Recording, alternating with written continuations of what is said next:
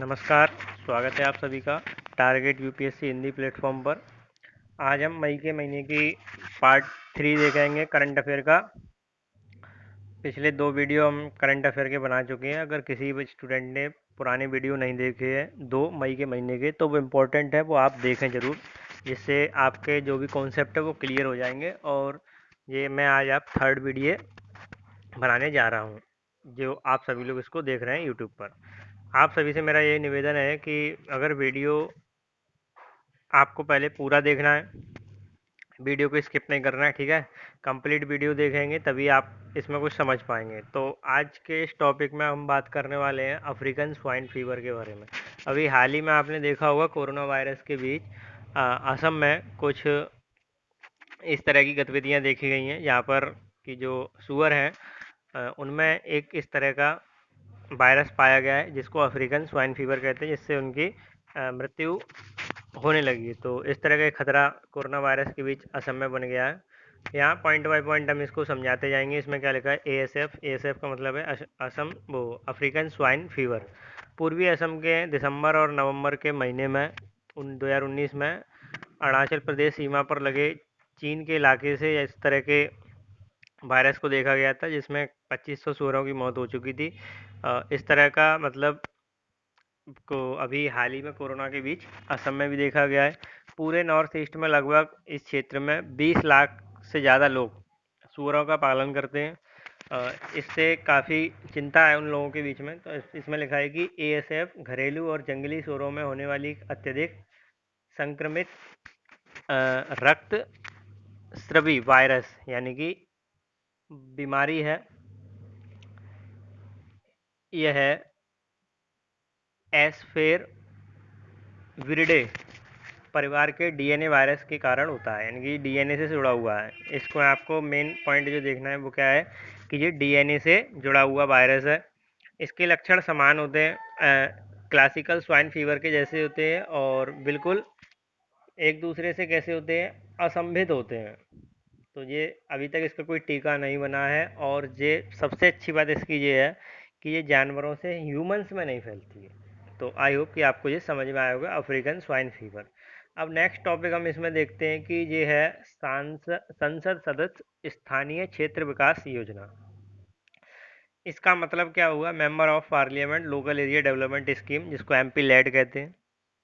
काफ़ी पॉपुलर थी। अभी हाल ही में कोरोना वायरस के चलते बहुत सारे हमारे जो माननीय सांसद लोग हैं उन्होंने अपनी जो ये स्कीम के तहत उन्हें मिलने वाले जो 5 करोड़ रुपए थे, जो वार्षिक विकास में लगाए जाते हैं, अपने क्षेत्र के विकास में वो लगाते हैं, उसको 2 साल के लिए केंद्र सरकार ने प्रतिबंध कर दिया। मतलब देंगे नहीं, उसको जनता के विकास में ही लगाएंगे। तो इस योजना की सबसे पहले शुरुआत कब हुई थी, वो हुई थी 23 दिसंबर 1993 को। तो इसको हमें जानना है कि कब हुई थी शुरुआत, 23 दिसंबर 1993 को। तब हमारे जो प्रधानमंत्री थे पीवी नरसिम्हा राव जी, उनके टाइम में ये शुरुआत की गई थी। इसका मकसद क्या है, इस योजना को ग्रामीण विकास मंत्रालय द्वारा क्रियान्वित किया गया है। यानी कि ये किस मंत्रालय के अधीन कार्य करती है, ग्रामीण विकास मंत्रालय के अधीन कार्य करती है योजना। अब इसमें देखिए हमारी जो संसद है उसमें 3 प्रकार के सदस्य होते हैं, एक निर्वाचित, एक आपके मनोनीय सदस्य हो गए, और दूसरे राज्यसभा के वो सदस्य जिनको अपॉइंट किया जाता है, 12 सदस्य। अब इसमें समस्या ये है कि वो किस तरह से अपने क्षेत्र को चुनाव करेंगे। सबसे पहले जो लोकसभा के सदस्यों की अगर हम बात करें, तो जो लोकसभा के सदस्य होते हैं वो अपने जिस जिले से सांसद बनते हैं, जिस क्षेत्र से सांसद बनते हैं, वो उस क्षेत्र में ही अपनी सांसद निधि से विकास करेंगे, ठीक। अब राज्यसभा के सदस्यों की बात की जाए, जो राज्यसभा का सदस्य है जिस राज्य से आता है, उस राज्य के किसी भी जिले में वो विकास कार्य को योजनाएं शुरुआत करा सकता है। एक या एक से ज़्यादा जिले में भी कार्य शुरू करा सकता है।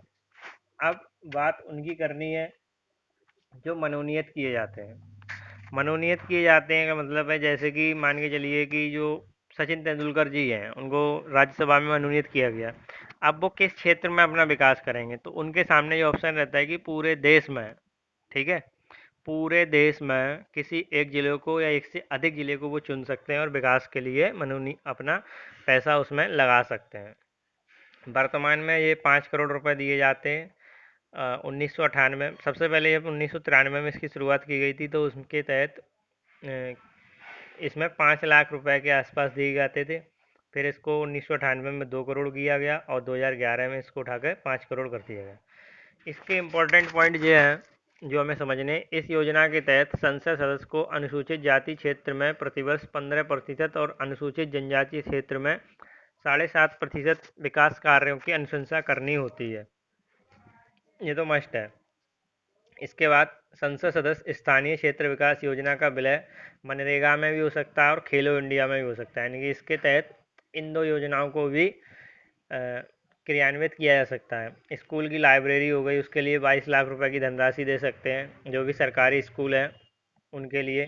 मतलब कुल मिला के सरकार जो 5 करोड़ रुपए देती है उससे अपने क्षेत्र के किसी भी विकास में सांसद लोग इसको लगा सकते हैं। पर एक बहुत ही अप्रिय घटना जो अक्सर देखी गई है वो इस तरह से है, वो बताने में अच्छी भी नहीं लग रही इसमें। क्यों? क्योंकि जो माननीय लोग हैं वो अपना कार्य सही तरीके से नहीं कर पाते हैं। सही तरीके से करने का मतलब है कि एक सांख्यिकी मंत्रालय हमारा जो आंकड़ों का लेखा जोखा रखता है उसकी वेबसाइट से लिए गए आंकड़ों के अनुसार से इसमें आंकड़ा दिया गया है। द हिंदू में पोस्ट था ये कि 16वीं जो लोकसभा थी उसमें 542 जो सदस्य थे हमारे लोकसभा के, जिसमें से 298 सदस्यों ने अपने 5 करोड़ रुपए प्रतिवर्ष जनता की सेवा के लिए दिए जाते उसका उपयोग ही नहीं किया। मतलब देखो कितनी मतलब खराब बात कर दी। जनता के विकास के लिए जो पैसे दिए जाते हैं 5 करोड़ रुपए, वो उन्होंने विकास कार्य में नहीं लगाए। इसके लिए बहुत सारे जो हमारे समाज सेवी लोग हैं उन्होंने इसको इस सुप्रीम कोर्ट में चुनौती भी दी है और काफ़ी बार इस पर चुनौतियां पेश की गई हैं। पर मई 2010 में सुप्रीम कोर्ट ने फाइनल फैसला देके इसको क्या कह दिया, ये संवैधानिक है। अभी तक इसको ये माना जाता था कि संवैधानिक नहीं है। चलिए अब हम देखेंगे भारतीय खाद्य निगम। भारतीय खाद्य निगम से मतलब है फूड कॉरपोरेशन ऑफ इंडिया। सभी लोग जानते हैं एफसीआई हाल ही में बहुत प्रचलित रही है और कोरोना के बीच इसने बहुत अच्छा काम किया है लोगों तक अनाज पहुंचाने में। पब्लिक डिस्ट्रीब्यूशन सिस्टम यानी कि सार्वजनिक वितरण प्रणाली के तहत। ठीक, सबसे पहली बात इसकी स्थापना कब हुई थी तो एफसीआई एक्ट 1964 में के द्वारा इसकी शुरुआत हुई थी। अब ये ओपन मार्केट स्कीम के तहत कुछ चीज़ों की क्या करते हैं, सेल करते हैं। ओपन मार्केट स्कीम के तहत, ओपन मार्केट स्कीम क्या है? OMSS विशेष रूप से दुबले मौसम यानी कि खराब मौसम में दौरान अनाज की आपूर्ति बढ़ाने के लिए समय समय पर खुले बाजारों में पूर्व निर्धारित कीमतों पर सरकारी एजेंसियों द्वारा खाद्यान्न की बिक्री को संदर्भित करता है। ठीक है, इसका मतलब ये हुआ कि जब खराब मौसम होता है तो ऑनलाइन मतलब सरकारी एजेंसी है जो एफसीआई या दूसरी दूसरी एजेंसी है वो क्या करती हैं, इसकी ऑनलाइन तरीके से ई नीलामी करती हैं। सेकंड पॉइंट में लिखा है इसमें।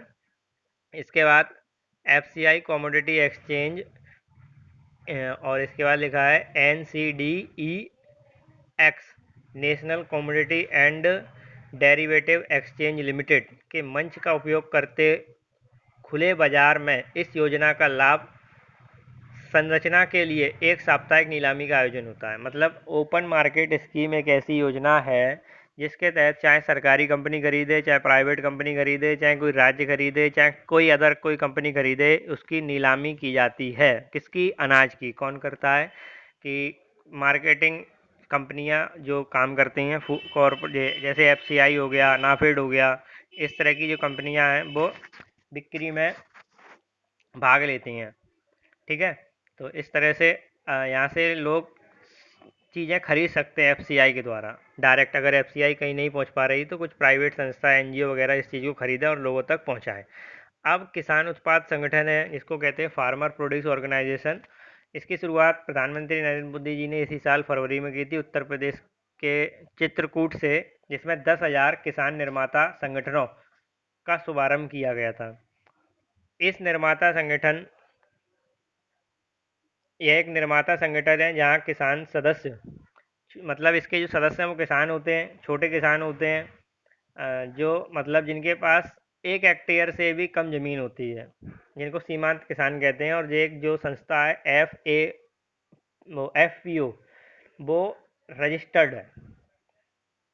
काफ़ी इम्पोर्टेंट है ये नाफेड के बारे में। अभी हमने जो बताया था, भारतीय कृषि सहकारी विपणन संघ, जिसको कहते हैं national agriculture cooperative marketing federation of India, NAFED का नाम दिया गया है इसको।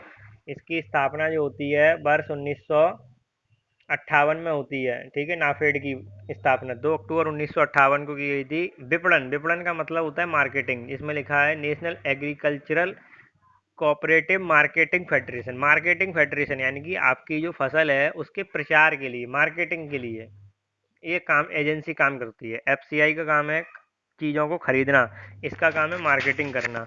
पर ये खरीद ये भी करती है, अभी बताएंगे किन चीज़ों की खरीद करती है नाफेड।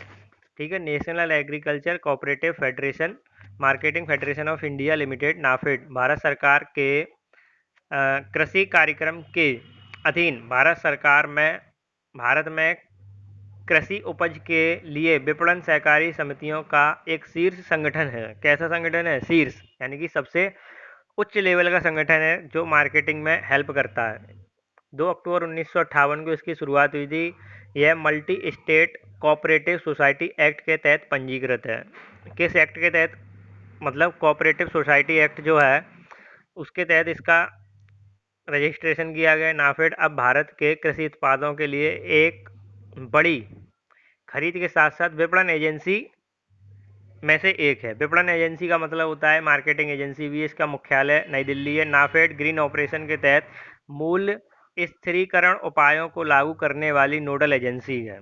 यानी कि ग्रीन ऑपरेशन में जो एजेंसी काम कर रही है वो नाफेड है। और सबसे बड़ी बात जो इम्पोर्टेंट इसको बनाती है वो है ये कि सरकार की जो ड्रीम प्रोजेक्ट है 2022 तक किसानों की आय को दोगुना करना, उसकी जिम्मेदारी किसके ऊपर है? नाफेड के ऊपर है। ठीक है, जो काफ़ी इम्पोर्टेंट बनाती है इसको, और यही चीज़ें एग्जाम में पूछी जाएंगी। इसी तरह से करंट की है, न्यूज़ में आई थी, मैंने आपके लिए कवर किया है। वीडियो अच्छा लगे तो शेयर ज़रूर करें। ठीक है, सभी लोगों से मेरा रिक्वेस्ट है कि वीडियो अच्छा लगे तो शेयर ज़रूर करें। इसके बाद राज्य सरकारों की सक्रिय भूमिका के साथ एफसीआई के साथ साथ नाफेड भी मूल्य समर्थन योजना के तहत तिलहन, दलहन और खोपरा की भौतिक रूप से खरीद करता है। क्या करता है? इसकी खरीद करता है। यानी कि अभी हमने आपको बताया था नाफेड भी खरीद करता है। मार्केटिंग के साथ साथ इसका काम है खरीद करना। तिलहन, दलहन और खोपरा, इन चीज़ों की भी खरीद करता है, जिसको बाद में प्रधानमंत्री की एक योजना थी जिसका नाम था आशा योजना। ये लिखा है प्रधानमंत्री की आशा योजना में इसको तब्दील कर दिया गया है। अब ऑपरेशन ग्रीन पढ़ते हैं। ऑपरेशन ग्रीन क्या है? ऑपरेशन ग्रीन को याद रखने के लिए आप एक चीज़ याद कर लीजिए, टॉप। ठीक है, अब आप कहेंगे टॉप क्या चीज़ है? ये TOP, टॉप। ठीक है, ऑपरेशन ग्रीन को याद रखने के लिए बस एक ही चीज़ याद रखनी है आपको, टॉप। टॉप, T फॉर जो आप रेड कलर का देख रहे हैं इसको कहते हैं टमाटो।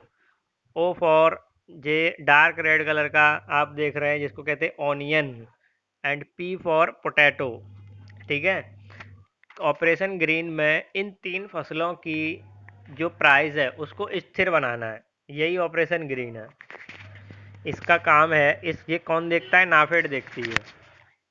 यह एक मूल्य निर्धारण योजना है, स्थिर करने वाला है, जो निर्धारित करता है, जिसका उद्देश्य किसानों को उनकी उपज का सही मूल्य दिलाना है। ठीक है, इसका उद्देश्य किसान उत्पाद संगठन यानी कि FPO, फार्मर प्रोड्यूस ऑर्गेनाइजेशन, कृषि रसद प्रसंस्करण सुविधाओं और कृषि उपज के पेशेवर प्रबंधन को बढ़ावा देना है। क्या करना है? पेशेवर प्रबंधन को बढ़ावा देना है, यानी कि इसको पॉपुलराइज करना किसानों के बीच में। यह किसानों को उपभोक्ताओं से जोड़कर टमाटर, प्याज, आलू यानी कि टॉप सब्जियां से संगठित विपणन पर ध्यान केंद्रित करता है। यानी किस पर ध्यान केंद्रित करता है? विपणन, यानी कि उनकी मार्केटिंग पे, यानी कि आलू, प्याज और टमाटर की जो मार्केटिंग है उस पर फोकस करता है। योजना के संरचनात्मक और बुनियादी ढांचे के हिस्से में मदद करने के लिए कृषि बाजार समिति यानी कि APMC एग्रीकल्चर मार्केट कुछ करके कमेटी है, पदोन्नति बाजार को ई नाम प्लेटफॉर्म से जोड़ा गया है। यानी कि ई नाम के बारे में अब हम पढ़ेंगे। हमने एक लिंक बना के काम किया है कि जो चीज़ आती जाएगी उसको हम बारे में पढ़ते जाएंगे। APMC कृषि बाजार समिति और ई नाम क्या चीज़ है, इनके बारे में पढ़ेंगे। ई नाम NAM, national market, national agriculture market, कृषि, राष्ट्रीय कृषि बाजार। इसका मतलब ये क्यों बनाया गया था, ये किस लिए बनाया गया था, इसके बारे में थोड़ा समझ लेते हैं। समझना ये है कि जैसे आप अपने अपने शहर में बैठे हैं, आपको किसी ऐसे शहर में अपने कृषि उत्पादों को बेचना है जिनके बारे में आपको कुछ नहीं पता। सपोज दैट कि आपको अपना जो जहाँ भी आप वीडियो देख रहे हैं, अपने शहर से आपको मार्केट में, मतलब जो अपना प्रोडक्ट है वो कानपुर सेल करना है। कहाँ सेल करना है? कानपुर। ठीक। तो कानपुर सेल करने के लिए आपको आपको कानपुर मंडी का भाव पता होना चाहिए कि किस रेट में वहाँ पे सामान बिक रहा है। आपको पता ही नहीं है, आप ट्रक में माल लेके जा रहे हो कानपुर, वहाँ पता चलता है कि इससे महंगा तो आपके यहाँ मिल रहा है, तो आप लॉस में आ गए। क्यों? क्योंकि जो भाड़ा है आपका, इतना माल है, ये सब कुछ। तो इसीलिए सरकार ने क्या किया था, ई नाम को बनाया था। ई नाम को बनाने से क्या है कि जो राष्ट्रीय कृषि बाजार है, जो भी अपडेट होगा हर जगह का, मंडियों का, वो यहाँ पर आपको मिल जाएगा और आप देख के अपना प्रोडक्ट सेल कर पाएंगे कि कहाँ पर कौन सी चीज़ें कितने रेट पे मिल रही हैं। सरकार योजनाएं तो बहुत बनाती है, पर एक्चुअली में उनको इम्प्लीमेंट करने के लिए काम सही तरीके से सफल नहीं हो पाता है। ठीक है, तो वही हाल हो सकता है इन योजनाओं का भी हो। हमें इतनी अभी जानकारी नहीं है इस चीज़ों के बारे में, बस मैं आपको बता रहा हूँ। मार्केट स्तर की जानकारी नहीं है, मतलब कहने का मतलब ये है कि पढ़ाई स्तर की तो पूरी जानकारी है, मार्केट स्तर की जानकारी नहीं है। पर सरकार की योजनाएं काफ़ी अच्छी होती हैं और उनका क्रियान्वयन भी अच्छा हो तो जनता को उसके लाभ भी मिलते हैं। तो इसमें देखा जाए कि राष्ट्रीय एकीकृत बाजार बनाने के लिए मौजूदा APMC मंडियों को बोली लगने और नेटवर्क करने के लिए pan India electronic trading portal का उपयोग करने के लिए भारत सरकार की एक महत्वपूर्ण पहल है। भारत सरकार की महत्वपूर्ण पहल का मतलब कि सरकार इसके तहत, मतलब जो भी आपकी मंडी में अपडेट चल रहा है वो यहाँ पे अपडेट कर लो, जो और दूसरे लोग देख पाए। APMC का मतलब क्या है कि कृषि उपज मंडी समिति। आप देख रहे हैं कृषि उपज मंडी समिति, हर शहर में होती है मंडी समिति, जिसको बड़ी मंडी कहते हैं। तो वहाँ पर क्या अपडेट है वो सब चीज़, ये क्या है कि राज्य सरकार द्वारा जारी कृषि उपज बाजार समिति अधिनियम के तहत कुछ अधिसूचित कृषि या बागवानी या पशुधन उत्पादों में व्यापार के संबंध में एक राज्य सरकार द्वारा गठित एवं संविधिक बाजार समिति है। ठीक है, किसके द्वारा गठित है? राज्य सरकार के द्वारा। अब इसमें फ्लड ऑपरेशन की बात आ जाती है। फ्लड ऑपरेशन क्या है? फ्लड ऑपरेशन 1970 में राष्ट्रीय डेयरी विकास बोर्ड द्वारा शुरू किया गया था। फ्लड ऑपरेशन किससे संबंधित है? दुग्ध से संबंधित है, जिसे श्वेत क्रांति के नाम से जाना जाता है। इसके चलते 2016-17 में भारत दूध उत्पादक का सबसे बड़ा देश था दूध उत्पादन में। तो इसके बारे में हमने जाना। आई होप कि आप लोगों को ये पॉइंट अच्छे समझ में आ गए होंगे। अगर आप लोगों को पॉइंट समझने में कोई प्रॉब्लम है तो ये PDF आप हमारे टेलीग्राम चैनल टारगेट UPSC 99 यानी कि 99 से प्राप्त कर सकते हैं। इसमें पूरा करंट अफेयर है इस PDF में, तीनों वीडियो का, वीडियो 1, वीडियो 2, वीडियो 3 का। अब इसमें जो पॉइंट हमारे और बचे हैं इस वीडियो के लास्ट तक जो भी है, इनमें हम देखते हैं कि किस तरह से हमें पढ़ना है। चलिए अब हम देखेंगे IMF। अक्सर आपने न्यूज़ में देखा होगा, IMF के बारे में बहुत सुना होगा। आज के ही दा बिंदु में इसके बारे में दे रखा है, अंतर्राष्ट्रीय मुद्रा कोष, इंटरनेशनल मॉनेटरी फंड के बारे में। क्या है ये IMF, क्या काम करता है, कहाँ इसका वो सब कुछ हेडक्वार्टर है, किस तरह से इसका वर्क होता है, क्या ज़रूरत पड़ती है इसकी, इसकी अगर ये ना हो तो कब काम चलाए जा सकते हैं कि नहीं चलाए सकते। सबसे पहले आप जो देख रहे हैं IMF का ये है लोगो, और इसके नीचे लिखा है अंतर्राष्ट्रीय मुद्रा कोष ने कहा है। अंतर्राष्ट्रीय मुद्रा कोष ने क्या कहा है कि जो कोरोना महामारी के बीच जो भारत की विकास दर है वो 1.9% तक रह जाएगी, जो पहले 5.8% थी। ठीक है, पहले कितनी थी? 5.8%। ये समझ लीजिए पहले हम 100 लोगों में से 5 लोग काम कर रहे थे। अब ये समझ लीजिए 100 लोग में केवल 1 लोग काम कर रहे हैं, 99 फ्री घूम रहे हैं।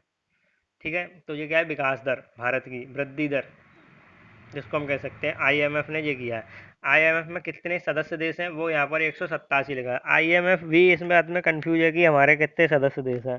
कहीं इनकी वेबसाइट पे 189 लिखे हैं तो कहीं इनकी वेबसाइट पे 187 लिखे, तो हमने 187 को उठाया है। हो सकता है 189 सही हो, कोई दिक्कत नहीं है। अगर 189 सही तो आप 189 इसमें सही कर लेना। जो IMF थर्ड पॉइंट देखते हैं, इसमें क्या लिखा है? जो विश्व में मौद्रिक सहयोग बढ़ाने वित्तीय स्थिरता लाने, मौद्रिक सहयोग यानी कि मुद्रा का जो सहयोग है, पैसे का लेन देन है, उसको बढ़ाना। वित्तीय स्थिरता, ऐसा नहीं है कि कोई देश डूब रहा है, कोई देश अमीर हो रहा है, सबको स्थिरता में लाने के लिए। अंतर्राष्ट्रीय व्यापार में बढ़ावा करना, यानी कि इंटरनेशनल मार्केट में आपका जो भी लेन देन है उसको बढ़ावा देना। रोजगार तथा सतत आर्थिक वृद्धि को प्रोत्साहन देने और विश्व भर में गरीबी कम करने के लिए काम करता है। सब लोग गरीबी कम करने के लिए काम करते हैं, पर गरीबी आज तक कम नहीं हो पाई है। 1970 से गरीबी आज तक कम नहीं हो पाई है। ठीक है, आप लोगों के पास आंकड़े होंगे, न्यूज में सब पढ़ रहे हैं गरीबी बढ़ी है कि घटी है, वो सब आप लोग हिसाब किताब जोड़ लेना। सब गरीबी कम कर रहे हैं, IMF भी गरीबी कम कर रहा है, भारत सरकार भी गरीबी कम कर रही है, विश्व बैंक भी गरीबी कम कर रहा है, एशियन डेवलपमेंट बैंक भी गरीबी कम कर रहा है। सब गरीबी कम कर रहे हैं, पर गरीबी कम नहीं हो रही। गरीब कम हो जा रहा है पर गरीबी नहीं हो रही है। अब देखते हैं कौन जीतेगा इस गरीबी कम करने में। हम अपने पॉइंट की तरफ चलते हैं, बस हमारा काम है केवल पढ़ना पढ़ाना, बाकी का काम जिसका है वो अपना सेलेक्ट करे। चलिए अब हम देखते हैं नेक्स्ट। इसमें लिखा है अंतर्राष्ट्रीय मुद्रा कोष पर बुनियादी मिशन, अंतर्राष्ट्रीय तंत्र में स्थिरता करने में मदद करना। कोष यह काम 3 तरीके से करता है, यानी कि अंतर्राष्ट्रीय स्तर यानी कि इंटरनेशनल स्तर पर स्थिरता लाना। स्थिरता का मतलब है कि स्टेबिलिटी बनी रहे किस चीज़ की, कि कहीं उथल पुथल ना हो। पता चले कहीं तो एक देश तो बहुत अमीर होते जा रहे हैं और कई कई देश बहुत गरीब होते जा रहे हैं, तो उनमें स्थिरता कैसे बनी रहे, ये सब काम करना है। तो ये वैश्विक अर्थव्यवस्थाओं पर निगरानी रखते हैं, कहीं कोई ऊंच नीच तो नहीं है। इसीलिए ये क्या करते हैं कि रिपोर्टें बनाते रहते हैं। जैसे भारत के लिए इन्होंने रिपोर्ट बनाई कि भारत की इस बार वृद्धि दर इतनी रहने वाली है, तो भारत सरकार इस पर फोकस करे। इसके बाद भुगतान संतुलन में कठिनाई वाले देशों को ऋण देना। ऋण का मतलब होता है टैक्स या वो सॉरी लोन देना। भुगतान कठिनाई वाले, यहाँ पर मतलब नियम कानून ज़्यादा हैं उन देशों में, भारत भी इसमें कहीं कहीं आता है। सदस्य देशों को व्यवहारिक सहायता देना, सदस्य देश जो भी है इनका IMF को उनको सहायता देना। भारत में अंतर्राष्ट्रीय मुद्रा कोष का काम भारत सरकार, रिजर्व बैंक तथा अंतर्राष्ट्रीय मुद्रा कोष के बीच सूचना के प्रवाह में मदद देने तथा रिजर्व बैंक और राष्ट्रीय तथा राज्य सरकारों के अधिकारियों को प्रशिक्षण देने का है। यानी कि IMF का काम क्या है, RBI और भारत सरकार को और मुद्रा IMF के बीच एक कनेक्टिविटी बिठाना और राज्य और केंद्र के कर्मचारियों को इसका सही प्रशिक्षण देना, ये काम है। अंतर्राष्ट्रीय मुद्रा कोष का काम भारत में 1991 से शुरू हुआ। अब इसकी स्थापना के बारे में बात कर लेते हैं। अंतर्राष्ट्रीय मुद्रा कोष की स्थापना देखो, जब विश्व में 1939 में एक डिप्रेशन आया था, रिसेशन से भी बड़ा डिप्रेशन जिसे कहते हैं, विश्व युद्ध के समय, द्वितीय विश्व युद्ध के समय, तो अमेरिका एक बड़ी शक्ति बन के उभरा था और उसने अपने यहाँ पर बहुत सारी संस्थाओं को जगह दी। इसमें एक समझौता हुआ और देशों के बीच में, जिसका नाम हम जानते हैं ब्रिटेन वुड्स एग्रीमेंट। इसी एग्रीमेंट के तहत वर्ल्ड बैंक और IMF का जन्म हुआ। अभी आगे हम इसमें सब पढ़ने वाले हैं। इनका जन्म हुआ 1944 में। इसका मुख्यालय अमेरिका के वाशिंगटन DC में स्थित है। 1944 में इसका इस्टेब्लिशमेंट हुआ और अंतर्राष्ट्रीय मुद्रा कोष संयुक्त राष्ट्र संघ की एक संस्था है, यूनाइटेड नेशन की एक संस्था है। ये समझ लीजिए यूनाइटेड नेशन विश्व की सबसे बड़ी सरकार है जो सब पर निगरानी रखती है। अब हम वर्ल्ड बैंक का काम देखेंगे, वर्ल्ड बैंक है क्या। अब देखो इस वर्ल्ड बैंक में आप दो चीज़ें देख रहे हैं इसके लोगों में, नीचे लिखा है IBRD और IDA। ये क्या चीज़ होती है, वर्ल्ड बैंक ग्रुप।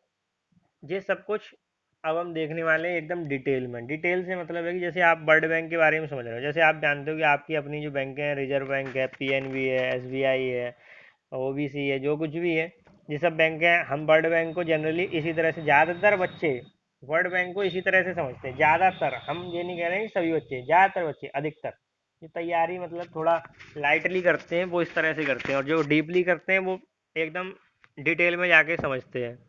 तो अगर जिन्होंने नहीं समझा है कोई बात नहीं, सब लोग समझने मतलब सब लोग पढ़ेंगे तभी तो समझ पाएंगे। तो आप ये पढ़ें, आपको सब कुछ समझ में आएगा। तो विश्व बैंक 5 संस्थाएं हैं, उनका एक ग्रुप है। विश्व बैंक 5 संस्थाओं का एक ग्रुप है। अब 5 संस्थाएं कैसे काम करती हैं, उन सब के नाम क्या है वो हम इसमें देखने वाले हैं। विश्व बैंक एक अंतर्राष्ट्रीय संगठन है जो विकासशील देशों को उनकी आर्थिक उन्नति के लिए वित्त पोषण, सलाह और अनुसंधान प्रदान करने के लिए समर्पित है। ठीक है, किसके लिए समर्पित है कि विकासशील देशों को, यानी कि जो डेवलपिंग कंट्री है उनको टैक्स वैक्स देने के लिए, लोन देने के लिए, टैक्स कम करने के लिए, इलेक्ट और जो आपका लिक्विडिटी फ्लो वगैरह ये सब कुछ उनका देखने के लिए एक काम करता है। विश्व बैंक और अंतर्राष्ट्रीय मुद्रा कोष को ब्रिटेन वुड्स समझौते के तहत एक साथ स्थापित किया गया था, जो आमतौर पर वैश्विक स्तर पर अंतर्राष्ट्रीय सरकारों की सेवाओं में मदद करने के लिए समान ध्यान केंद्रित करता है। अभी हमने आपको बताया था कि आईएमएफ और वर्ल्ड बैंक दोनों को एक ही एग्रीमेंट के तहत बनाया गया था। आईएमएफ का काम क्या था वो आपने देख ही लिया, और विश्व बैंक का काम है जो हम देख रहे हैं। ठीक, अमेरिका में इसकी शुरुआत हुई थी। विश्व बैंक का विस्तार 5 सहकारी संगठनों और विश्व बैंक समूह के रूप में जाना जाता है। किसके रूप में जाना है? विश्व बैंक समूह के रूप में जाना जाता है। और सहकारी संगठन है जो पांचों को मिलाकर हम क्या मानते हैं उनको? विश्व बैंक। कोई कोई अपने अपने अलग काम करते हैं, जैसे कभी कभी विश्व बैंक के रूप में जाना जाता है। पहला है आपका पॉइंट है, इसमें लिखा है पुनर्निर्माण और विकास के लिए अंतर्राष्ट्रीय bank, international bank for reconstruction and development, IBRD। ठीक है, ऐसी संस्था जो मध्य आय मानी जाने वाली सरकारों को ऋण वित्त पोषण प्रदान करती। क्या करती? ऋण देती है, लोन देती है। किनको देती है? जो मीडियम वर्ग की जो संस्थाएं होती हैं, जो सरकारें हैं, उनको दे रही है, लोन दे रही है। ठीक है। दूसरा है अंतर्राष्ट्रीय विकास संघ, international development association, IDA। IBRD हो गया, IDA हो गया। एक समूह जो गरीब देशों की सरकारों को ब्याज मुक्त ऋण देता है, यानी कि इसमें आपसे क्या नहीं लगेगा? ब्याज नहीं लगेगा, इंटरेस्ट फ्री लोन देता है आपको, ये समझ लो। IDA, अंतर्राष्ट्रीय वित्त निगम, इंटरनेशनल फाइनेंस कॉरपोरेशन। ठीक है, निजी क्षेत्र पर ध्यान केंद्रित करता है, यानी कि प्राइवेट सेक्टर पर करता है, और विकासशील देशों को निवेश, वित्त पोषण और वित्तीय सलाहकार सेवाएं प्रदान करता है। इसका काम क्या है कि जो विकासशील देश हैं उनको वित्तीय सहायता और सलाहकार देना, कि आपके यहाँ ये गलती है, ये कर लो, ऐसे कर लो, वैसे कर लो, ये सब कुछ, यानी कि राय चंद है, फ्री में राय देते हैं। मजाक की बात है, आप मतलब थोड़ा पढ़ाई में थोड़ा सीरियस हो जाते हैं, इसलिए बीच बीच में मजाक वजाक कर देता हूँ मैं, वरना ऐसी कोई बात नहीं है, आप सीरियस होकर पढ़ें। इसके बाद आपका लिखा है बहुपक्षीय निवेश गारंटी एजेंसी, यानी कि multilateral investment guarantee agency, short में कहते हैं इसको MIGA। एक संगठन जो विकासशील देशों में प्रत्यक्ष विदेशी निवेश को बढ़ावा देता है, यानी कि FDI पे नज़र रखता है। जैसे भारत में आपने अक्सर देखा होगा 100% FDI इस सेक्टर में, उस सेक्टर में, ये सब कुछ आपने देखा होगा। इसके बाद निवेश विवादों के निपटान के लिए केंद्र, centre for settlement of investment dispute, यानी कि जो इन्वेस्टमेंट डिस्प्यूट है, यानी कि कुछ झगड़े होते हैं इन्वेस्टमेंट के, छोटे मोटे, ऐसे झगड़े नहीं, बड़े वाले छोटे मोटे झगड़े, उनके नज़र रखता है। एक इकाई जो अंतर्राष्ट्रीय निवेश विवादों पर मध्यस्थता प्रदान करती है। तो ये सभी संस्थाएं मिलकर विश्व बैंक कहलाती हैं। क्या कहलाती हैं? विश्व बैंक। 5 संस्थाओं को मिलाकर क्या बनता है? वर्ल्ड बैंक बनता है। विश्व बैंक समूह अंतर्राष्ट्रीय सरकारों के लिए मालिकाना वित्तीय सहायता, उत्पादों और संसाधनों के साथ साथ वैश्विक अर्थव्यवस्थाओं के लिए अनुसंधान आधारित विचार नेतृत्व की एक सीमा प्रदान करता है। बात समझ में आ गई? विश्व बैंक संयुक्त राष्ट्र संघ की एक संस्था है। किसकी संस्था है? UN की संस्था, यूनाइटेड नेशन के अंदर सब काम कर रहे हैं ये जो भी है, विश्व बैंक और IMF। और विश्व बैंक ने कहा था कि 2020-21 में जो भारत की विकास दर है वो 1.5 से 2.8%, यानी कि आपका IMF ने कहा है 1.9, इन्होंने कहा है कि 1.5 से लेकर 2.8 तक जाएगा। अब हम देखेंगे NBFC क्या होते हैं? नॉन बैंकिंग फाइनेंशियल बैंक है। अक्सर आपने न्यूज में देखा होगा NBFC का काम क्या है।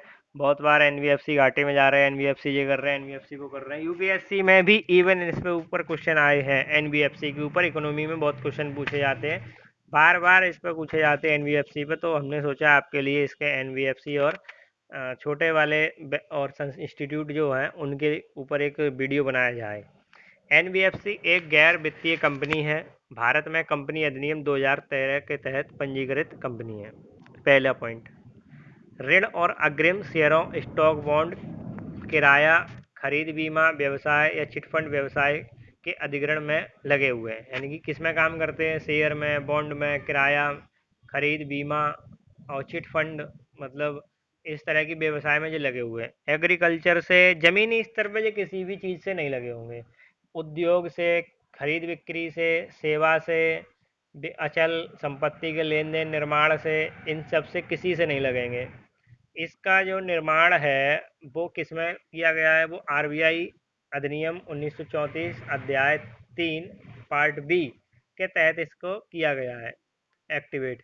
इसके लिए दो समितियां हैं, जेम्स एस राज कमेटी और चक्रवर्ती समिति, जिन्होंने एनबीएफसी पर बताए कार्यों को करने के लिए। एनबीएफसी बैंकों के समान कार्य करते हैं, लेकिन कुछ अंतर है। एनबीएफसी बैंकों के समान कार्य करते हैं पर उनमें कुछ अंतर है।